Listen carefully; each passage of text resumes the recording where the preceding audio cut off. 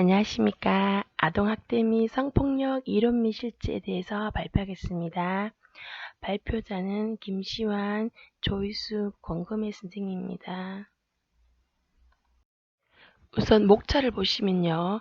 아동학대 개념, 아동학대 요형, 아동학대 발생 원인, 가정과 기관에서의 아동학대 실제 사례와 아동학대 예방 및 재학대 방지를 위한 대책, 아동학대 예방을 위한 부모 교육이 있습니다.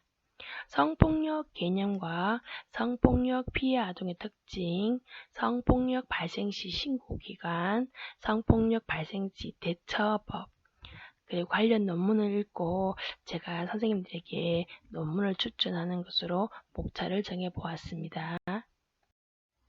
아동학대 개념에서 아동학대란 보호자를 포함한 성인이 아동의 건강 또는 복지를 해치거나 정상적 발달을 저해할 수 있는 신체적, 정신적, 성적 폭력이나 가혹행위를 하는 것과 아동의 보호자가 아동을 유기하거나 방임하는 것입니다. 아동복지법 제3조 제7호에 있습니다. 아동학대와 아동학대 범죄는 좀 다릅니다. 아동학대 범죄라는 것은 보호자에 의한 아동학대를 형법상 상해, 폭행, 유기, 협박 등의 범죄를 등에 대한 행위를 말한 것입니다. 아동학대 유형에 대해서 알아보겠습니다. 여기 그림을 먼저 봐주시면요. 신체학대, 정서학대, 성학대, 방임이 있습니다. 신체학대는 보호자를 포함한 성인이 아동에게 고의적으로 폭력을 행하는 것이고, 정서학대는 언어적인 공격이나 정신적 가혹행위로 인해서 아동의 정서 발달에 손상을 주는 것입니다. 성학대는 보호자를 포함한 성인이 성적 만족을 위해서 아동에게 신체적인 접촉을 통해 가혹행위라는 것입니다. 네 번째, 방임은 보호자가 아동을 양육 또는 보호를 소홀히 해서 아동의 발달에 저해하는 모든 행위를 방임이라고 합니다. 아동학대 유형 중에서도 신체학대에 대해서 한번 알아보겠습니다. 구체적인 행위와 신체적인 징후에 대해서 여기 표를 보시면 여러 가지가 있는데요. 저는 몇 가지만 일단 설명드리고 나머지는 다 같이 한번 보시면 될 것 같아요. 직접적으로 신체에 가해지는 행위로는 손발 등을 때리는 행위나 꼬집고 물어뜯는 행위, 핥히는 행위, 그리고 신체에 유해한 물질로 신체에 가해진 행위로는 화학물질 혹은 약물 등으로 신체에 상해를 입힌 행위나 화상을 입힌 행위입니다. 그리고 가혹행위로는 쪼그려뛰기나 엎드려 뻗치기 등이 있고요. 오른쪽에 신체적 징후를 보면 설명하기 어려운 신체에 상처가 남아 있습니다. 도구의 모양이 그대로 나타나는 상처가 있고요. 다치기 어려운 부위에 상처가 나고 상처에 대해서 설명하는 것을 꺼려하는 행위 등이 있습니다. 여러분들께서는 이것을 한번 읽어봐 주시면 될 것 같아요. 아동학대 유형에서 정서학대에 대해서 말씀드리겠습니다. 정서학대의 구체적인 행위에는 폭언과 위협, 억지로 음식을 먹이게 하는 행위나 방 안에 가두는 행위, 그 다음에 아동의 정서 발달 및 연령상 감당하기 어려운 일을 강요하는 행위 등입니다. 이런 구체적인 행위를 했을 때의 신체적인 징후는 신체 발달 저하가 있고 행동장애, 정신적인 반응과 언어장애와 실수에 대한 과잉 반응 등이 있습니다. 다양한 구체적인 행위와 신체적인 징후는 이 자료를 참고하시면 될 것 같아요.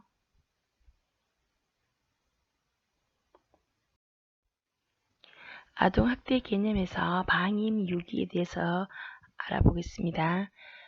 구체적인 행위로는 기본적인 의식을 제공하지 않는 물리적인 방임과 유아에게 어린이집이나 유치원에 결석을 시키는 교육적인 방임과 아동에게 필요한 의료적인 처치 및 개입을 하지 않는 의료적인 방임이 있습니다. 유기는 아동을 보호하지 않고 시설 근처에나 아이를 버리는 행위입니다. 이런 구체적인 행위로 인해서 신체적인 징후는 어떤 것이 있느냐면요. 발달 지연 및 성장장애, 아동에게 지속적인 악취가 나거나 계절에 맞지 않는 옷을 입는다든가 어린이집이나 학교에 일찍 등교하고 늦게 귀가하는 것입니다. 그리고 지속적인 피로와 불안정감을 호소하거나 잦은 결석이 있습니다. 앞에서 설명한 아동학대의 유형을 좀 더 간단하게 표로 작성한 내용들입니다. 이 내용들은 선생님들이 한 번씩 더 읽어봐 주시면 도움이 될 것 같아서 요약을 해 두었습니다.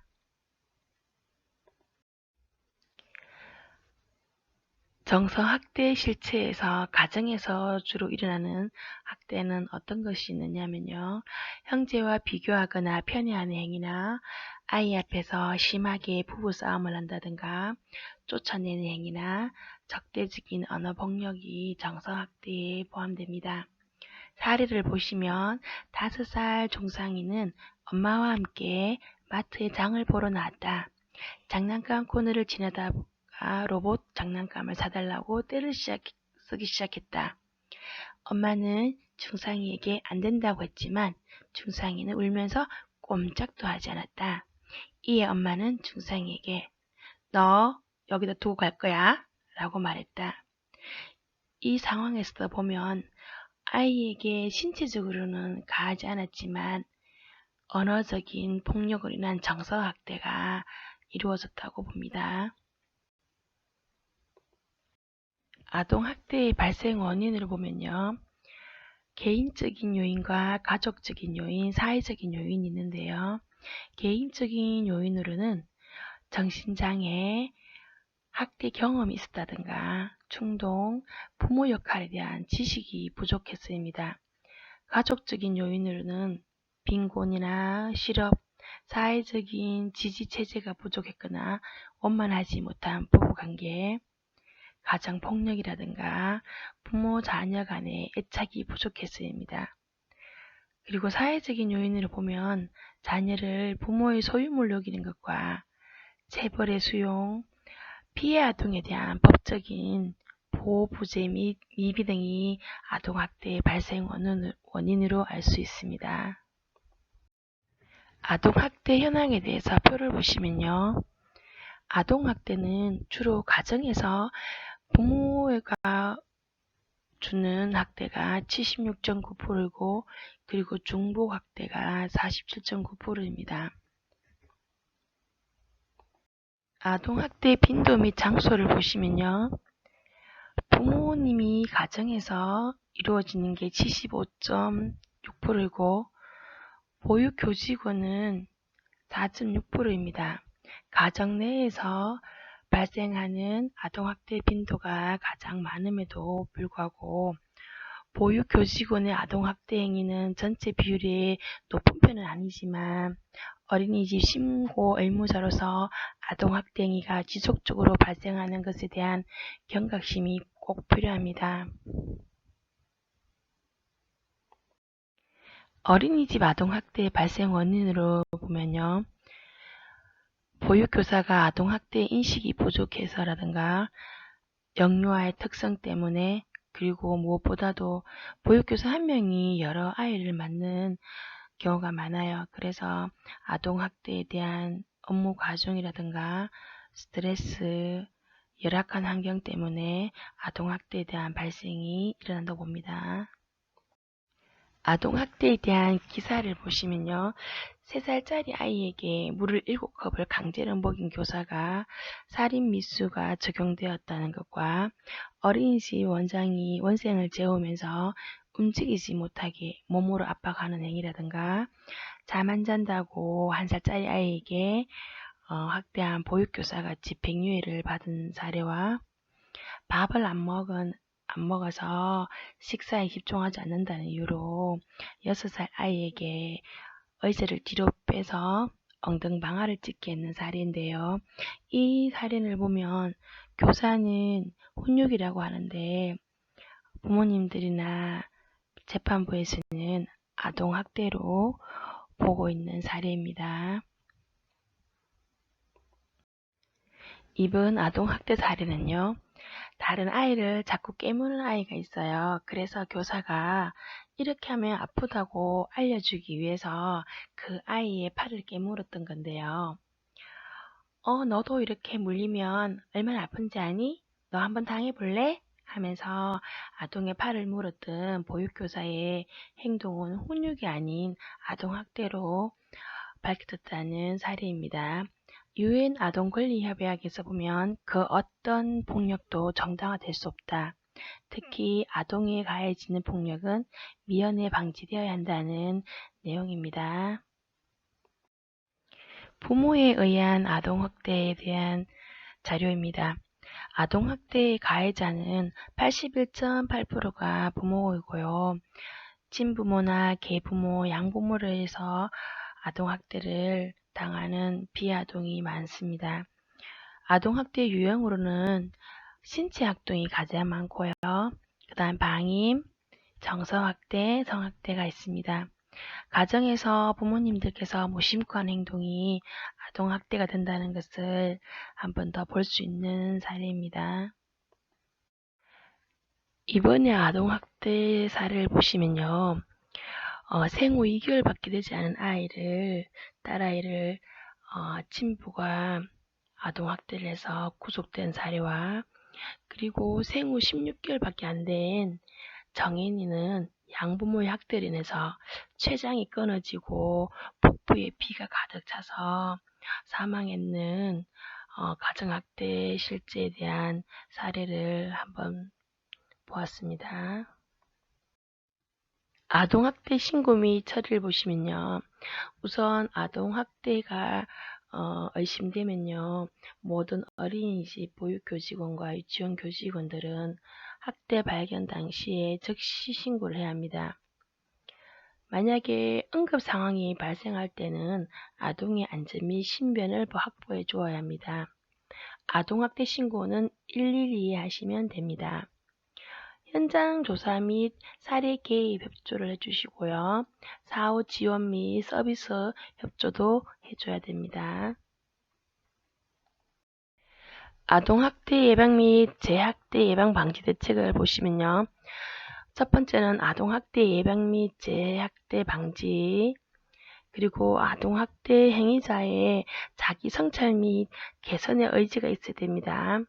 그리고 아동의 보호 및 건강한 성장 발달, 가족의 기능 강화, 아동보호 전문기관의 업무 효율성의 증대와 이런 것들이 있어줘야지 아동학대 예방을 할 수 있고 다시 학대하는 일이 없도록 이루어질 것입니다. 아동학대 예방 부모교육입니다. 부모님들의 잘못된 양육 방식이 자녀의 뇌발달에 영향을 줍니다.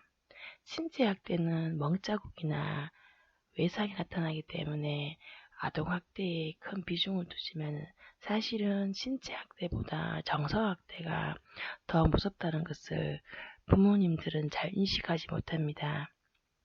본인의 양육 방식이 자기 나름대로 잘 키우려고 잘하려고 하는 행동이라고 착각하기 때문입니다. 가정에서 흔히 볼 수 있는 부모님들의 양육 방식에서 나타나는 감정을 보시면요. 첫 번째, 아이가 하는 행동에 양육자는 지나친 반응을 보일 때가 많습니다. 두 번째로는 위협하는 표정이나 화난 표정, 찡그리는 얼굴, 소리 지르는 이런 비언어적인 폭력을 가할 때도 있습니다. 세 번째, 한두 번 이야기할 때 말을 듣지 않는다고 큰 소리로 욱하는 성질의 소리 지르는 부모님들께서도 많으십니다. 그러면 이런 행동들을 부모님들께서는 어떻게 교육해야 되느냐면요. 첫 번째, 단시간에 아이들을 해결하려고 하지 말고 시간은 오래 걸려도 아이들과 이해하고 대화하는 시간을 가져야 합니다.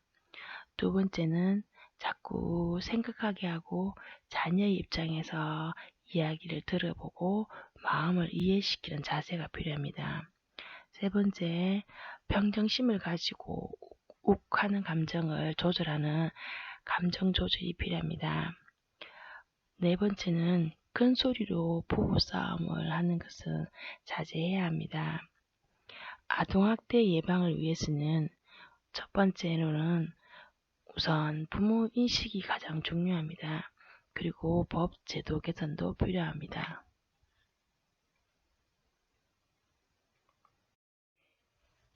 아동학대 예방 개선 방안입니다. 아동학대가 가정 내에서 이루어지는 경우가 많고요. 피해 아동이 스스로 이를 극복하기 어려운 실정이므로 사실상은 국가 개입이 무척 중요합니다. 체벌을 훈육으로 생각하는 관행이 많은데요. 이것은 아동학대에 대한 인식이 부족하기 때문입니다. 아동학대에 대해서 관한 가족정책과 학대에 대한 국가의 소극적인 개입과 학대 행위자에 대한 처벌이 미비하기 때문에 아동학대가 증가하는 원인으로 보고 있습니다. 가정에서 학대받은 아이들은 학습된 폭력이 학교폭력, 사회폭력으로 연장될 수 있으므로 어린 시절에 학대를 경험한 아이들이 자녀들을 학대하는 부모가 되기 쉬우므로 가정과 기관에서는 관심과 실천이 꼭 필요합니다. 아동학대 예방 프로그램 및 운영 시 어려운 점이 또 있습니다. 보시면요. 교육 참가자의 교육을 좀 많이 기피하는 현상이 보이고요. 전문 상담사 및 교육 강사 확보가 조금 쉽지 않습니다. 그 다음에 프로그램의 매뉴얼도 좀 부족하고요. 프로그램을 운영하기 위한 예산이 좀 더 부족하고, 그리고 프로그램에 많이 참석하셨더라도 그 효과가 낮다는 그런 운영상의 어려운 점이 보여지고 있습니다. 아동 성폭력 개념을 보시면요. 아동 성폭력이란 법률적인 관점에서 보시면요. 성폭력 범죄의 처벌 등에 관한 특례법 제7조에서 아동 성폭력 만 13세 미만의 사람에 대한 강간, 강제추행으로 규정되어 있습니다. 그리고 세계보건기구에서 있는 정의를 보시면 아동이 충분히 이해되지 않은 상태에서 성행위에 대해서 동의를 표현할 수 없는 상황 또는 동의를 할 만큼 충분히 발달되지 않았는데 불법적으로 사회적으로 금지시되는 상황에서 이루어지는 성적 활동에 아동이 노출된 것을 정의합니다. 아동 성학대 개념을 보시면요. 아동 성학대는 보호자를 포함한 성인이 자신의 성적 충족을 목적으로 18세 미만의 아동에게 행하여지는 모든 성적 행위입니다. 구체적인 행위를 보시면요. 자신의 성적 만족을 위해서 아동을 관찰하거나 아동에게 성적인 노출을 하는 행위, 예를 들면 옷을 벗기거나 벗겨서 관찰하는 등의 관음적인 행위와 성관계의 장면을 노출시키거나 성기를 노출시킨다든가 자의 행위 등이 있습니다. 그리고 아동을 성적으로 추행하는 행위, 아동에게 유사 성행위를 하는 행위, 그 다음에 성교를 하는 행위, 성매매를 시키거나 성매매를 매개하는 행위들입니다. 이런 구체적인 행위를 했을 때에 신체적인 징후는 어떻게 나타나는지 몇 가지 볼게요.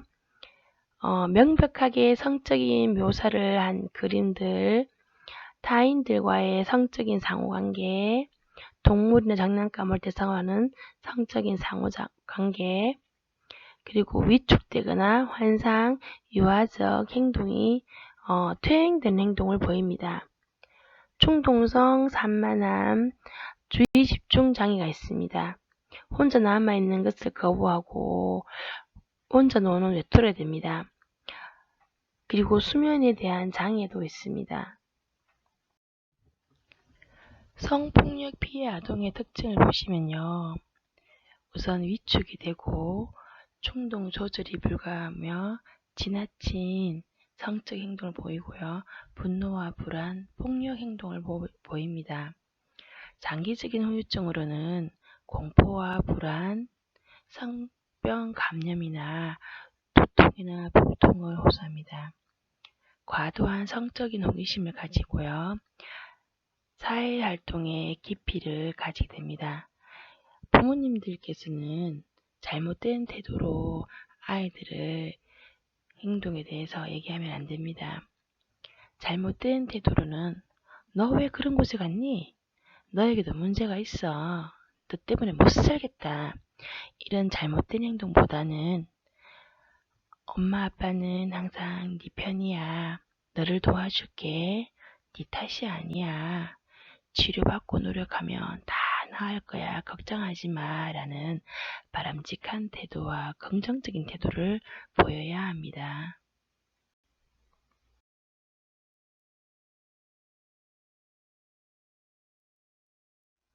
성범죄 폭력 실제를 보시면요.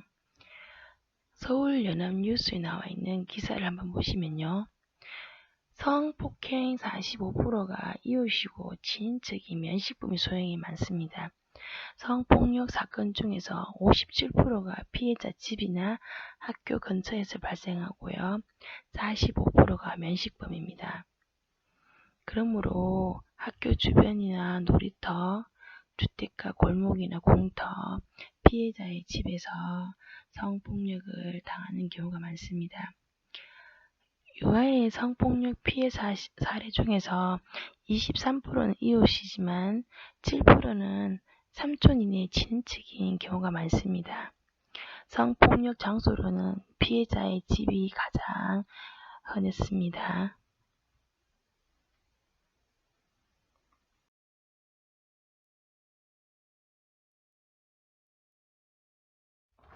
아동 성폭력 발생 시의 신고 기간을 보시면요. 아동 성폭력 피해가 의심되면 여성 긴급전화 1366을 하시면 됩니다.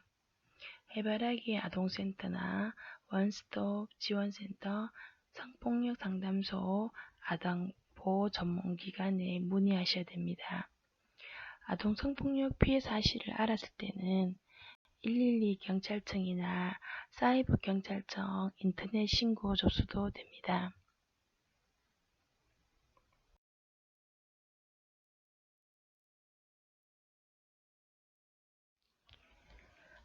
성폭력 예방 교육을 위해서는 유아는 어떻게 되냐면요. 아동에게 자신뿐 아니라 다른 사람의 몸도 소중하다는 것을 알게 하고요. 기분 좋은 접촉과 기분 나쁜 접촉을 알게 해야 됩니다. 그리고 어른이 어떤 요구를 하더라도 때로는 자기 주장을 강하게 거절할 수도 있어야 된다는 것을 알려줘야 되고요. 누군가가 자신의 몸을 만져서 혼란을 느낀다면 부모님이나 교사에게 꼭 이야기하도록 합니다. 성폭력 예방 교육으로는요. 첫 번째는 낯선 사람을 가리는 연습을 해야 됩니다. 보통 부모님들은 낯선 사람을 따라가면 안 된다고 하는데 아이들은 낯선 사람의 그 범위가 참 모호할 때가 있습니다. 그럴 때는 구체적으로 말씀해 주셔야 합니다. 사람은 동네에서 마주치는 어른일 수도 있고 처음 보는 사람일 수도 있단다. 그러니까 우리 가족과 할머니, 할아버지 외에는 아무 따라가서는 안 된다고 구체적인 설명해 주셔야 됩니다. 그리고 급한 상황에서 소리를 지르라고 알려줍니다. 아이가 소리 지르거나 소동을 일으키면 치안들은 보통 피합니다. 그래서 아이 옆에 차를 갖다 댄 후에 창문을 열고 무엇을 묻거나 허락 없이 몸을 만지려고 하면 많은 사람 쪽으로 뛰어가거나 큰 소리를 지르라고 가르칩니다. 세 번째, 만약에 놀이를 해봅니다. 아이들과 같이 함께 그림책을 보면서요. 안 돼요, 싫어요 하는 연습도 무척 중요하긴 해요. 하지만은 현장 교육이 가장 효과적입니다. 예를 들면 F나 엄마 친구인데 엄마가 지금 아파서 병원 가셨는데 우리 집에 가서 놀고 있으면 엄마가 곧 오실 거야. 같이 가자 하면서 이렇게 아이를 성폭력을 유도하는 경우가 많습니다.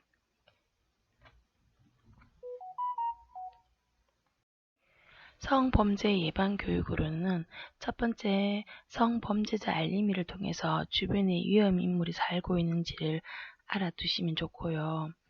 그리고 위험할 때 살려주세요 라고 소리 지르는 연습도 필요하고요. 그리고 안 돼요, 싫어요 라는 의사표현을 분명하게 하도록 평소에 연습을 시켜야 되고요. 그리고 아이를 절대로 혼자 두고 외출을 해서는 안 됩니다. 그 다음 가방에 이름이나 이름표를 노출시키면 안 됩니다.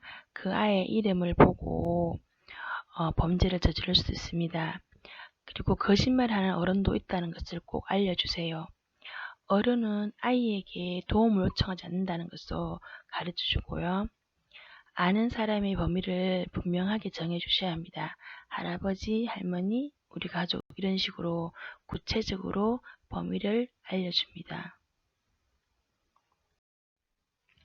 성폭력 발생 시 대처법으로는요. 너무 놀라거나 당황스러움을 표현하지 않습니다. 야단치지 않기, 감정적으로 동요하지 않습니다. 아이의 이야기를 들어주고 공감한 자세를 가져야 합니다. 너무 자세하게 캐묻지는 않고요. 가능한 증거를 많이 보존하도록 합니다. 부모인식 변화 및 프로그램에 관한 논문을 읽고요. 간단하게 요약해보면요. 부모교육 프로그램은 부모 역할, 자녀 양육 관계 및 양육 태도를 재검토할 수 있고요. 그리고 자녀 양육 및 일상 가정 생활에서 발생되는 부모님들의 스트레스를 해결해주는데 대처 방안이 꼭 필요합니다. 바람직한 부모 자녀 관계를 형성하거나 자녀 양육상 발생하는 문제를 효율적으로 해결할 수 있습니다. 그리고 부모 및 가정에서 가용할 수 있는 인적, 물적 자원으로는 사회적인 자원을 활용할 수 있는 구체적인 정보도 제공받을 수 있습니다. 아동학대 행위자 특별 프로그램에서는 가난 및 사회적 고립의 문제, 애착 문제, 부모의 과거 학대 문제, 분노 조절, 의사소통 등 가족관계 여러가지 내용이 있습니다. 그리고 행위자의 아동학대, 성폭력 요인이 개인의 특성에 국한되지 않고 그 학대자의 맞춤 프로그램이나 피해 아동과 가해 부모님들과 대상으로 한 프로그램도 실시하고 있다는 것을 이야기하고 있습니다. 아동학대, 성폭력 관련 논문을 읽고요. 아동학대 문제를 예방하고 발생된 사례를 전문적으로 관리하여 적절한 치료를 제공하기 위해서는 사회적인 제도적 뒷받침이 필요하고요. 시민의식의 고양, 전문가의 재훈련이 모두 이루어지고 국가가 지속적으로 사회 문제로서의 인식될 때 비로소 가능하다는 간단한 내용이 있습니다. 성폭력 예방 및 개입에 관한 매뉴얼과 애니메이션을 개발하여 보급할 필요가 있으며 장애 아동, 청소년 대상 성폭력에 대한 개입을 강화하고 예방적 CCTV 모니터링을 강화해야 합니다. 체계적인 아동 성폭력 예방 프로그램을 개발하고 성매매 및 성학대 예방 교육 시간 및 교육 자료도 확충되어야 된다고 합니다. 아동학대 성폭력 관련 논문을 추천하면요. 이 내용은 참고하시면 될 것 같아요.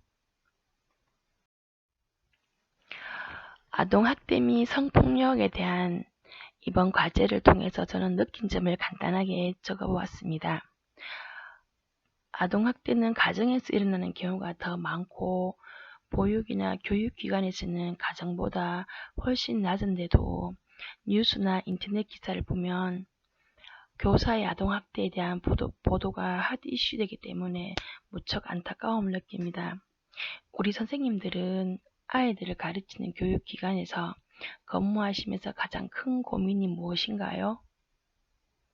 아이들의 문제행동, 안전사고, 아동학대, 성폭력 등 예방교육 행동 지도를 하는데도 크고 작은 다양한 사고가 일어나면 문제 해결에 대한 부모와의 원활한 소통과 평소 아이 행동 관찰, 영상자료나 사진, 관찰일지, 상담일지 등을 다양한 자료가 부모를 이해시키는 큰 자료가 됩니다.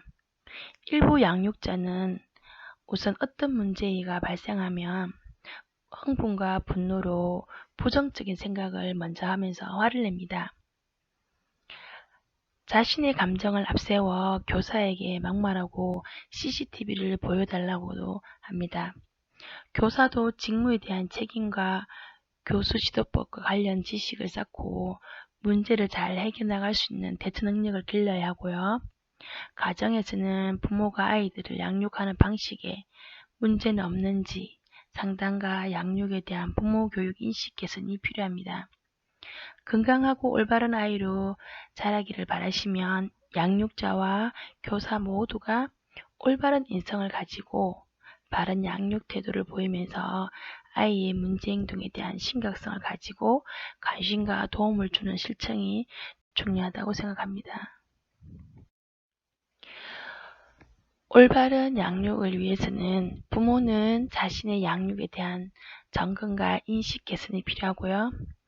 교사들은 교사의 역량과 지도에 따라서 아이들이 무수히 변한다는 것을 알고 항상 교사의 역할과 역량 강화를 해야 한다고 합니다. 선생님들을 힘들게 할 때는 아이들이 보면 무척 속상하지만 사랑스러울 때는 웃음을 주는 내가 오늘도 가르친 아이들이 있기에 열심히 교사 생활하는 자부심을 가집니다. 원장님, 선생님들 오늘도 화이팅 합시다. 감사합니다.